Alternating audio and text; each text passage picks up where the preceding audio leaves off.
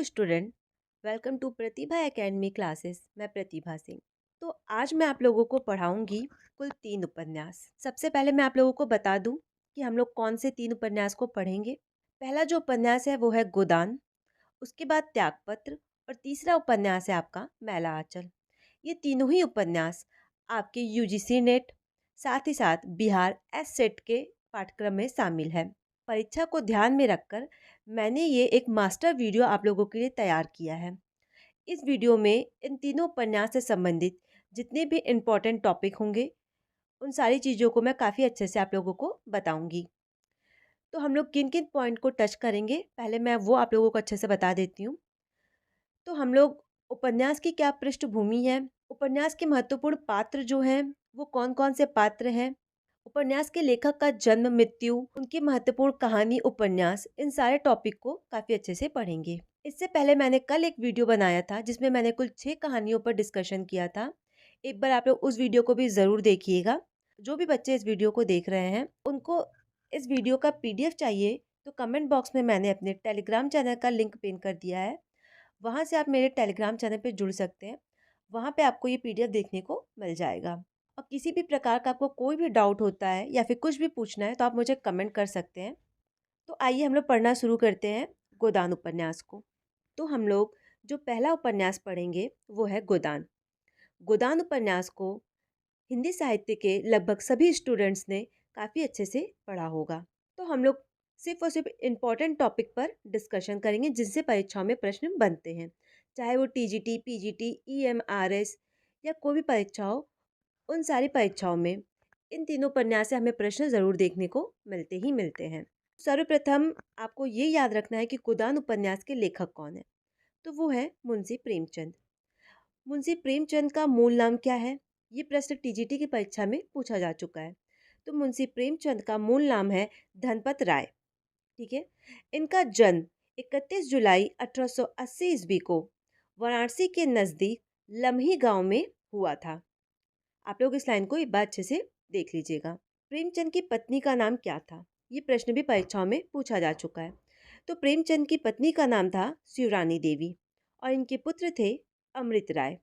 अब हम लोग देखेंगे मुंशी प्रेमचंद के कुछ उपन्यास। मुंशी प्रेमचंद के उपन्यास हैं रंगभूमि, सेवा सदन, गबन, गोदान, कर्मभूमि और निर्मला। अब हम लोग देखेंगे इनकी कहानियाँ। पंच परमेश्वर, ईदगाह।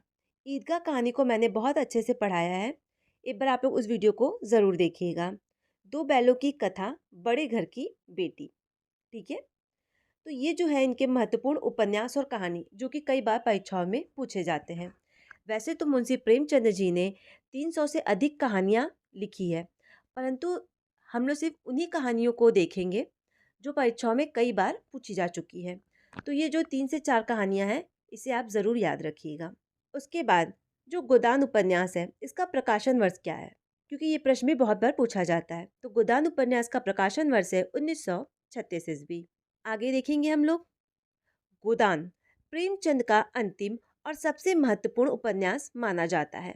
कुछ लोग इसे सर्वोत्तम कृति भी मानते हैं। इस उपन्यास में भारतीय ग्राम समाज और परिवेश का सजीव चित्रण है।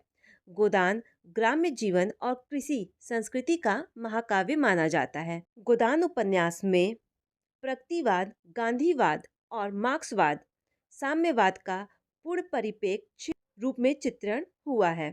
जो मुंशी प्रेमचंद का गोदान उपन्यास है, यह उपन्यास यथार्थपरक उपन्यास है।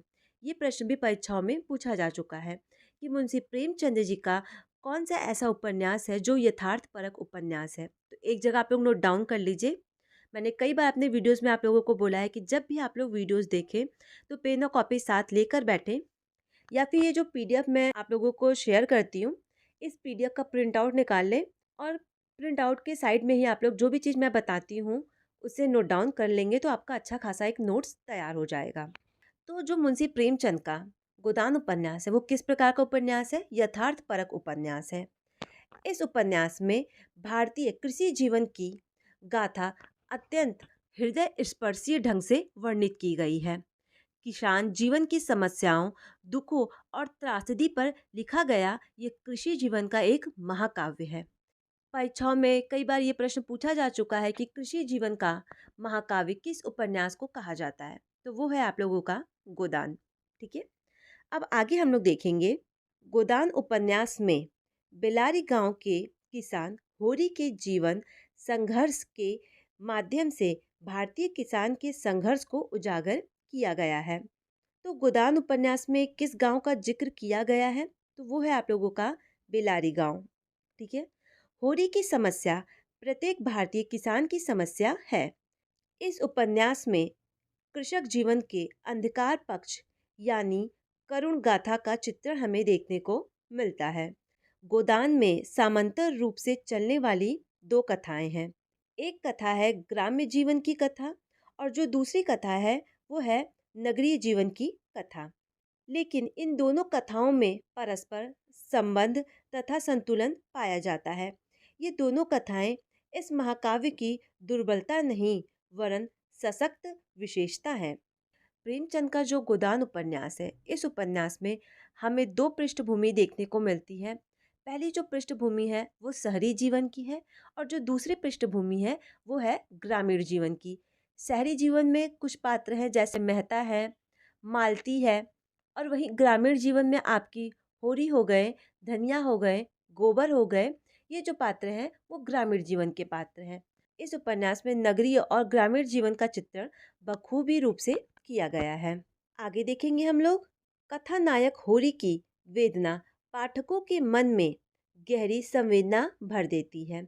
संयुक्त परिवार के विघटन की पीड़ा होरी को तोड़ देती है, परंतु गोदान की इच्छा उसे जीवित रखती है और वह यह इच्छा मन में लिए ही इस दुनिया से कूच कर जाता है। गोदान औपनिवेशिक शासन के अंतर्गत किसानों के महाजनीय व्यवस्था में चलने वाले निरंतर शोषण की कथा है। गोदान का नायक होरी एक किसान है जो किसान वर्ग के प्रतिनिधि के तौर पर मौजूद है। आजीवन संघर्ष के बावजूद उसकी एक गाय की आकांक्षा पूर्ण नहीं हो पाती है। गोदान भारतीय कृषक जीवन के संघर्ष की कहानी है। गोदान होरी की कहानी है, उस होरी की जो जीवन भर मेहनत करता है, अनेक कष्ट सहता है, केवल इसलिए कि वह अपनी मर्यादा की रक्षा कर सके। यह उपन्यास होरी की कहानी नहीं, हर भारतीय किसान की आत्मकथा है और इसके साथ जुड़ी है शहर की प्रासंगिक कहानी। प्रेमचंद ने गोदान उपन्यास में ग्राम्य और शहर दोनों स्थानों की कथाओं का यथार्थ और संतुलित मिश्रण प्रस्तुत किया है। इस रचना में प्रेमचंद का गांधीवाद से मोहभंग साफ साफ दिखाई पड़ता है। प्रेमचंद के पूर्व के उपन्यासों में जहां आदर्शवाद दिखाई पड़ता है, वहीं गोदान में आकर यथार्थवाद नग्न रूप में परिलक्षित होता है। कई समालोचक ने इस उपन्यास को महाकाव्यात्मक उपन्यास का दर्जा भी दिया है।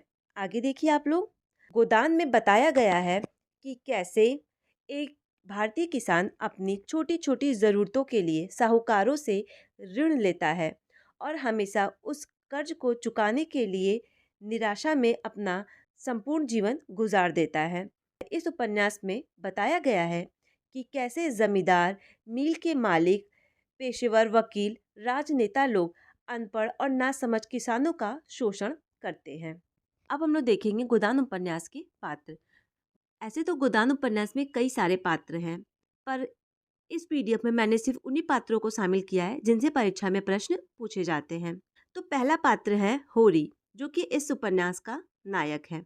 होरी परिवार की मर्यादा का रक्षक है, नम्र स्वभाव का व्यक्ति है, घर परिवार को साथ लेकर चलता है। और एक प्रश्न परीक्षा में पूछा जा चुका है कि होरी की उम्र क्या है। तो जो होरी की उम्र है वो है 40 वर्ष। ठीक है, आप लोग इसे ध्यान रखिएगा कि होरी की उम्र 40 वर्ष है।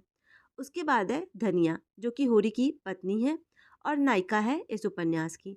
धनिया का उम्र, ये प्रश्न यूजीसी नेट की परीक्षा में पूछा जा चुका है और हरियाणा स्टेट की परीक्षा में भी पूछा गया है कि धनिया का उम्र क्या है।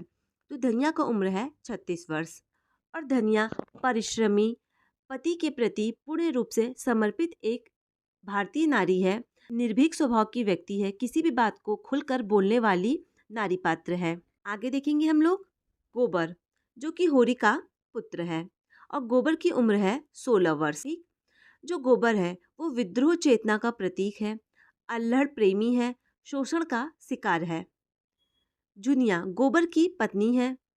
राय साहब जमींदार है। मेहता जो कि दर्शन शास्त्र के प्रोफेसर हैं। मालती आधुनिक नारी व डॉक्टर है। जो मालती है वह प्रोफेसर मेहता के प्रति आकर्षित है, पढ़ी लिखी शिक्षित युवती है, साथ ही साथ पुरुष मनोविज्ञान की अच्छी जानकार भी है। भोला जुनिया का पति। सोना और रूपा होरी की पुत्री। सोना का जो उम्र है वो है 12 वर्ष। ठीक है। खन्ना जो कि मिल का मालिक है। गोविंदी जो कि खन्ना की पत्नी है। हीरा होरी का भाई है। सीलिया दलित चमार स्त्री है। माता दीन और दाता दीन दोनों ब्राह्मण हैं। ओकार नाथ जो कि संपादक है। एक कथन मुझे अभी याद आ रहा है तो मैंने सोचा आप लोगों को बता दूं, आप लोग उसे नोट डाउन कर लीजिए। विजयदेव नारायण शाही का एक कथन है जो परीक्षाओं में पूछा भी जा चुका है। तो उनका कथन कुछ इस प्रकार है कि गोदान को प्रेमचंद्र जी की सर्वश्रेष्ठ कृति के रूप में स्वीकार किया जाता है। और ये कथन किसने कहा है? ये कथन कहा है विजयदेव नारायण शाही ने। इस प्रकार गोदान उपन्यास से संबंधित जो भी महत्वपूर्ण बातें थी वो मैंने आप लोगों को बता दी है। अब आगे देखेंगे हम लोग अगला उपन्यास, वो है त्यागपत्र। सर्वप्रथम हमें ये देखना है कि त्यागपत्र के लेखक कौन है। तो त्यागपत्र के लेखक है जैनेन्द्र कुमार। जो त्यागपत्र है वो जैनेन्द्र का तीसरा औपन्यासिक कृति है। त्यागपत्र उपन्यास का प्रकाशन वर्ष है 1937 ईस्वी। प्रेमचंदोत्तर उपन्यासकारों में जैनेन्द्र शामिल है। जैनेन्द्र का जन्म कब हुआ था? इनका जन्म हुआ था 2 जनवरी 1905 ईस्वी को। अब हम लोग देखेंगे जैनेन्द्र के कुछ महत्वपूर्ण उपन्यास, क्योंकि मैंने कई बार आप लोगों को बताया है कि आप लोगों के सिलेबस में आप लोग जिस भी परीक्षा की तैयारी कर रहे हैं उस सिलेबस में जो भी लेखक शामिल हैं उनकी जन्म मृत्यु और उनके उपन्यास, कहानी, निबंध, संस्मरण, ये सारी चीज़ें आपको कंठस्थ होनी चाहिए। तो हम लोग देखेंगे जैनेन्द्र के उपन्यास। पहला उपन्यास है परख, जिसका प्रकाशन वर्ष है 1929 ईस्वी। सुनीता 1935 ईस्वी। त्यागपत्र 1937 ईस्वी। कल्याणी 1929 ईस्वी। विवर्त 1953 ईस्वी। सुखदा 1953 ईस्वी। व्याप्ति 1953 ईस्वी। जयवर्धन 1956 ईस्वी। ठीक है। अब देखेंगे कहानी संग्रह। पहला है फांसी, इसका प्रकाशन वर्ष है 1929 ईस्वी। वातायान 1930 ईस्वी। नीलम देश की राजकन्या 1933 ईस्वी। एक रात 1934 ईस्वी। दो चिड़िया 1935 ईस्वी। पाजेब 1942 ईस्वी। जय संधि 1949 ईस्वी। अब आगे देखेंगे हम लोग इनके कुछ निबंध संग्रह, क्योंकि जैनेन्द्र के निबंधों से परीक्षा में बहुत बार प्रश्न पूछे जा चुके हैं, तो हमें इनके निबंध भी पता होना चाहिए। पहला है प्रस्तुत प्रश्न 1936 ईस्वी। जड़ की बात 1945 ईस्वी। पूर्वोदय 1951 ईस्वी। मंथन 1953 ईस्वी। सोच विचार 1953 ईस्वी। काम प्रेम और परिवार 1953 ईस्वी। ये और वे 1954 ईस्वी। परिपेक्ष 1977 ईस्वी। और इनका अंतिम निबंध है साहित्य और संस्कृति। परीक्षा में पूछा जा चुका है तो आप लोग इसे ध्यान रखिएगा। ये लाइन काफ़ी इंपॉर्टेंट है, आप लोग इस लाइन को देखिए। जो इनकी तपोभूमि उपन्यास है, ठीक है, इस उपन्यास को इन्होंने सहलेखन में लिखा है। यानी जो तपोभूमि उपन्यास है इसे जैनेन्द्र और ऋषभ चरण जैन दोनों ने मिलकर लिखा है। और कब लिखा है? 1932 ईस्वी में। अब आगे देखेंगे हम लोग। जो जैनेन्द्र हैं वो मनोविश्लेषणात्मक परंपरा के प्रवर्तक हैं। अब हम लोग देखेंगे इस उपन्यास के पात्र। वैसे तो इस उपन्यास में कुल 10 से 12 पात्र हैं, परंतु इस उपन्यास की कहानी जिनके इर्द गिर्द घूमती है वो सिर्फ 2 ही पात्र हैं। वो है मृणाल और प्रमोद। जो प्रमोद है, मृणाल उसकी बुआ लगती है। प्रमोद के पिता की जो सबसे छोटी बहन है वही है मृणाल। और जो मृणाल है वो प्रमोद से उम्र में 4-5 वर्ष बड़ी है। प्रमोद के पिता की 2 बहनें और भी थीं, जो विवाह होने के बाद प्रसव के संकट में चल बसती हैं। जो मृणाल है, मृणाल को प्रमोद के पिता प्रेम से मिनी बुलाते थे। ये प्रश्न परीक्षा में पूछा जा सकता है कि मृणाल का दूसरा नाम क्या है? तो मृणाल का दूसरा नाम है मिनी, ठीक है? और प्रमोद के पिता मृणाल को प्यार से मिनी बुलाते थे। मृणाल का विवाह जब होता है तो विवाह के कुछ ही दिन बाद उसका पति उसे त्याग देता है। जब मृणाल का पति उसे अपने घर से निकाल देता है तो वो कोयला व्यापारी के पास जाकर रहने लगती है। उसके पास रहते रहते वो गर्भवती हो जाती है और मृणाल को एक पुत्री होती है। परंतु 10 महीने के अंदर ही उसकी पुत्री की मृत्यु हो जाती है। और ये जो त्यागपत्र उपन्यास है, ये उपन्यास आत्मकथात्मक शैली में लिखा हुआ बहुत ही मार्मिक संवेदनशील उपन्यास है। ये जो त्यागपत्र उपन्यास है, ये इस उपन्यास को हम नारी केंद्रीय उपन्यास भी कह सकते हैं, क्योंकि इस उपन्यास की जो पूरी पृष्ठभूमि है, नारी के जीवन, नारी की व्यथा पर ही चित्रित किया गया है। तो आइए हम लोग देखते हैं इस उपन्यास को। इस लघु उपन्यास में मृणाल नामक भाग्यहीन युवती के जीवन की मार्मिक कथा अत्यंत प्रभावशाली तरीके से प्रस्तुत किया गया है। त्यागपत्र मूलतः मृणाल की पीड़ा भरी कहानी है, जिसमें समाज की रूढ़ियां, कठोर नैतिक सिद्धांत और वैचारिक सामाजिक व्यथा का चित्रण हुआ है। यह कथा मृणाल के साथ आरंभ होती है और उसी के अंत के साथ समाप्त हो जाती है। यानी इस उपन्यास के अंत में मृणाल की मृत्यु हो जाती है। आगे देखेंगे हम लोग। उसका भतीजा प्रमोद उसकी पीड़ा को समझता है। वह अपने सर्वस्व की बाजी लगाकर भी अपनी बुआ के दुर्भाग्य पर विजय प्राप्त करना चाहता है, परंतु मृणाल सदैव ही उसकी कृपा को अस्वीकार कर देती है। प्रमोद सदैव कभी इसके लिए जोर नहीं दे पाता, क्योंकि वह स्वयं दुविधा में पड़ा रहता। उसके हृदय के किसी कोने में दबी स्वार्थ प्रवृत्ति भी उसे पीछे खींचती है। मृणाल की सूक्ष्म चारित्रिक प्रतिक्रियाओं, विवश इच्छाओं, दमित स्वप्नों तथा विकारों की यह मनोवैज्ञानिक तथा अत्यंत मार्मिक है। प्रथम पुरुष के रूप में कही गई यह रचना पाठकों के मनोभावों और संवेदनाओं को आंदोलित करने में समर्थ है। अब हम लोग देखेंगे नंद दुलारे बाजपेयी का ये कथन, क्योंकि ये कथन परीक्षा में पूछा जा चुका है। नंद दुलारे बाजपेयी के शब्दों में प्रमोद की उच्च अभिलाषा, उसकी सहानुभूति, आदर्शवादिता और जजी भी मृणाल की विद्रोही ज्वाला और ज्योति के समक्ष निष्प्राण और अर्थहीन है। मृणाल में समर्पण और बलिदान की पुकार है। प्रमोद में एक थोथे गौरव का वृथा संसार। ठीक है, ये कथन काफी इंपॉर्टेंट है, आप लोग इसे पढ़ लीजिएगा एक बार। आगे देखेंगे हम लोग। प्रमोद उपन्यास में एक गंभीर और चिंतनशील प्रवृत्ति वाला पात्र है, जो जीवन और जगत के सत्य असत्य के फेर में उलझा रहता है। वह अपनी बुआ और बचपन की साथी मृणाल के प्रति संवेदनशील तो है, परंतु समय आने पर उसकी सहायता नहीं कर पाता है। वह सामाजिक मान मर्यादा के बंधन में फंसकर स्वयं कभी इसके लिए जोर नहीं दे पाता है, क्योंकि वह दुविधा में पड़ा रहता है। उसके हृदय के किसी कोने में दबी स्वार्थ वृत्ति भी उसे पीछे खींचती है। जीवन भर वह अपने आप को मृणाल की ओर से भुलावे में रखने में सफल होता है, परंतु मृणाल की अंतिम अवस्था उसे आंदोलित कर देती है और वह अपने जज के पद से त्यागपत्र देकर प्रायश्चित करता है। ठीक है, तो आपको यहाँ पे ये याद रखना है कि जो ये त्यागपत्र उपन्यास है, इसमें जो प्रमोद है वो अपने किस पद से त्याग देता है? तो वो अपने जज के पद से त्यागपत्र देकर अंत में प्रायश्चित करता है, क्योंकि ये प्रश्न परीक्षा में पूछा जा चुका है कि त्यागपत्र में कौन किस पद से त्याग देता है। अब हम लोग अगला उपन्यास देखेंगे, वो है मैला आंचल। जो भी स्टूडेंट्स इस वीडियो को देख रहे हैं, अगर आप लोगों को ये वीडियो पसंद आ रहा है तो इस वीडियो को अपने दोस्तों के साथ शेयर ज़रूर करें और चैनल को सब्सक्राइब करना ना भूलें। अब हम लोग अगला उपन्यास देखेंगे, मैला आंचल। मैला आंचल, जिसके लेखक है फाड़ेश्वर नाथ रेणु, यह इनका प्रतिनिधि उपन्यास है। यह हिंदी का सर्वश्रेष्ठ और सशक्त आंचलिक उपन्यासों में से एक है। यह जो उपन्यास है मैला आंचल, यह उपन्यास 2 खंडों में विभाजित है। प्रथम खंड में 44 परिच्छेद हैं। कितने? 44 परिच्छेद, ठीक है।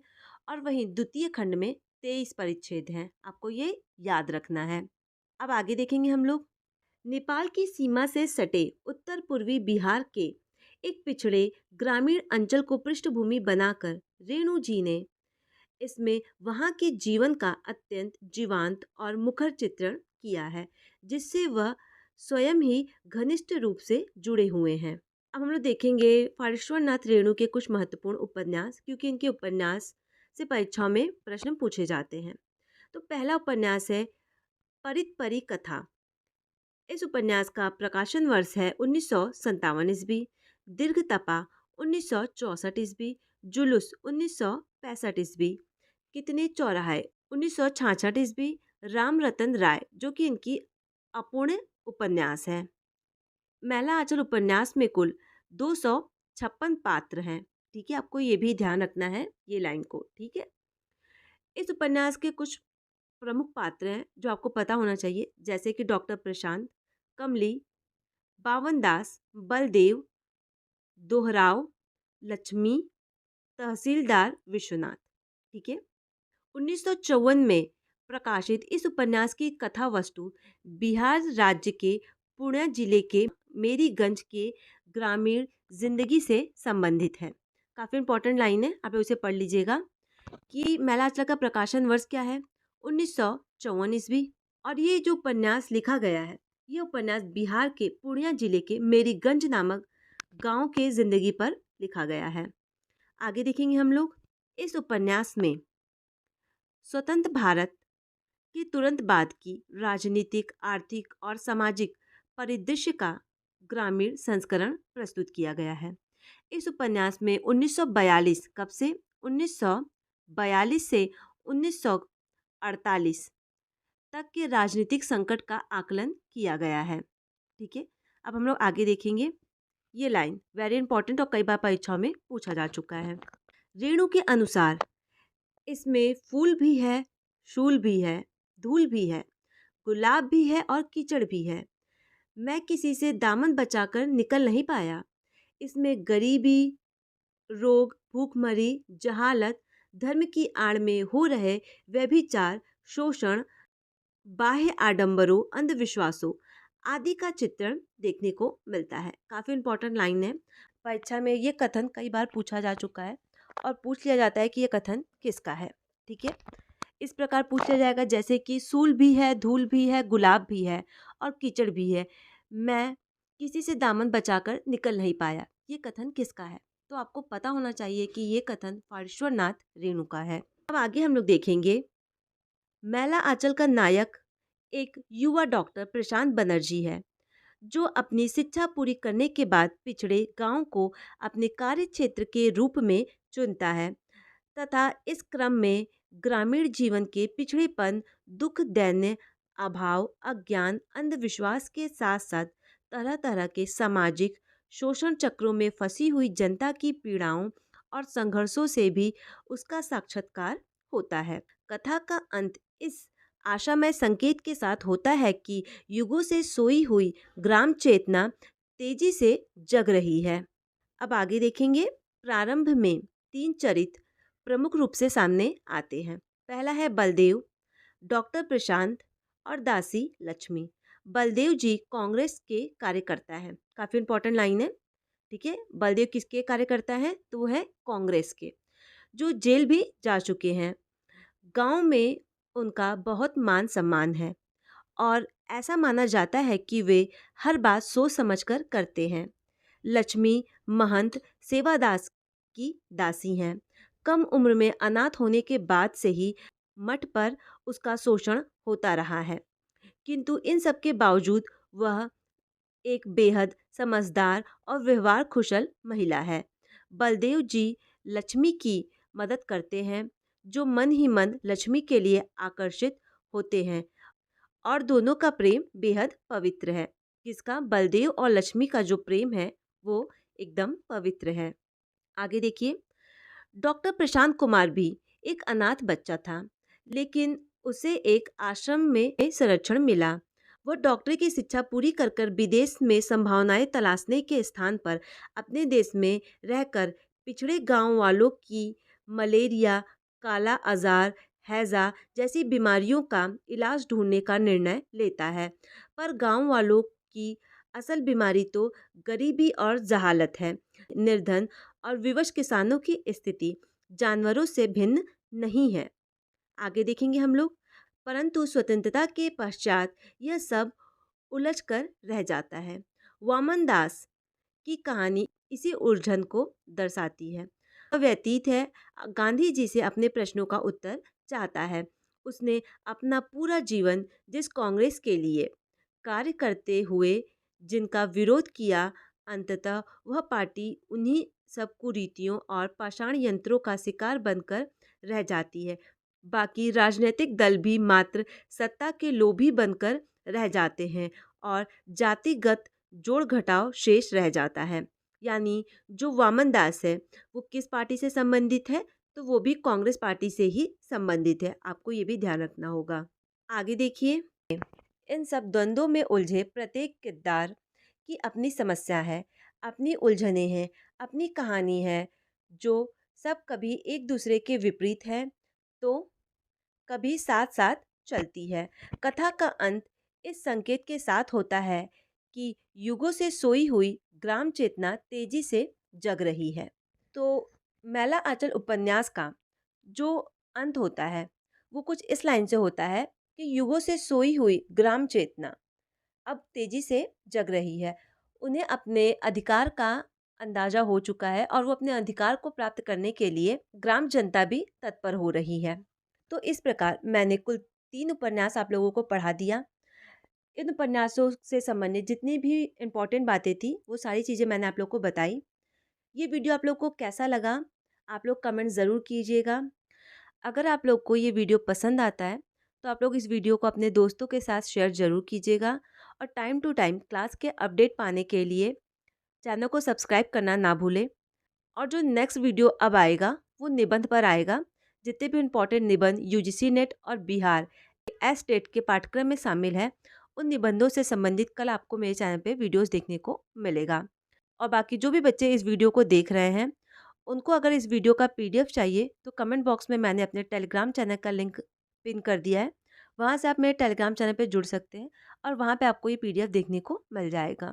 और किसी भी नेक्स्ट टॉपिक पे आप लोगों को वीडियो चाहिए तो आप मुझे कमेंट कर सकते हैं। मैं उससे भी रिलेटेड आप लोगों के लिए वीडियो ज़रूर बनाऊँगी। Thank you.